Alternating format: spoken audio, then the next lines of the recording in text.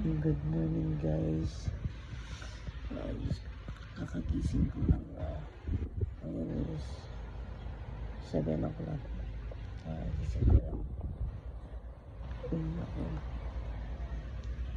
Tatayo na para mag-linis ng bahay. Ayun ako.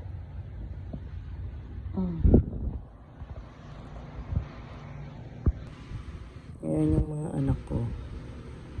Tulog. Mga puyat. Sila yung katabi ko nga natutulog. Ang haba nila. Grabe.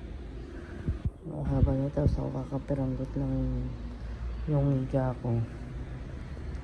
Ayan. Magtitimpla ako muna ng kape. Pagtitimpla ko muna ng kape yung nanay ko. Ayan.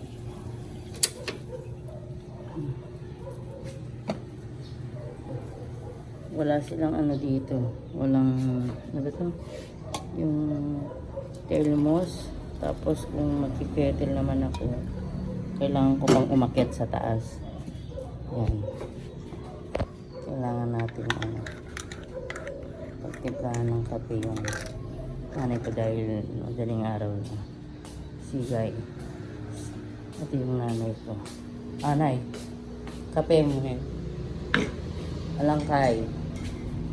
Ditang ngayaya para pandesal. Ayun guys. Ayan guys. Yung nanay ko. May sakit na siya. Hindi na siya nakakalakad. Hindi na siya nakakatayo. May sakit na siya. Nakaupo na lang siya. Kaya pag magdudumi yan at saka papaligon, nakalagay sa upuan. Tapos ilalakad lang namin siya. Bubuhatin parang ganon. Tapos ilalagay sa CR. As in din, rin na rin siya yung ilang beses kasi siyang inatake, kaya as in talaga hindi na siya nakakalakad. Upo lang siya sa upuan tapos or sa wheelchair para makaligo lang siya. Ayan, ganyan ang buhay. Kaya everyday parang caregiver yung ginagawa ko sa kanya. Binibigyan ng pagkain, papaliguan, papalitan ng diaper. Yan, tapos pag naginip siya, binibigyan ko siya ng iPad para manood siya. Kasi hanggang dyan lang siya. Tapos hindi na ko rin siya nalalabas kasi ang dami kong ginagawa. Ayan guys, yung walisan ko. Ayan, ininisin ko yan. Ganyan yung natin, diba? Yung routine natin tuwing umaga na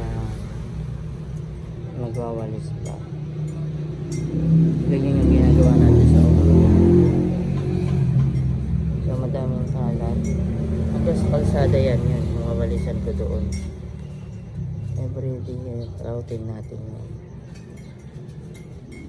And guys, natapos ko ng walisan yung aking winawalisan. Ayan. Natapos ko na siya hanggang doon sa may kalsada doon. Winalisan ko siya. So, malinis na yun. Pangit lang siyang tinitignan kasi hindi pa siya tapos. Ang plano kasi dito is yung papasamentuan, ipapakumplet yung mga hagdanan. Tapos yan, ayos din, natambakan. Tapos ipapasemento ko to ng diretso hanggang mula dun sa may gig. Kasi kung titignan nyo naman, hindi siya pantay-pantay. May semento doon pero hindi siya pantay-pantay. So kailangan talaga masementuhan siya ng pantay-pantay para hindi bakupa kung tignan saka masyadong malanggam. Pero sa ngayon talagang malinis na siya. Hindi katulad talaga dati na ang dumi-dumi niya. Kung makikita niyo sa video na nag-aayos yung mga bata.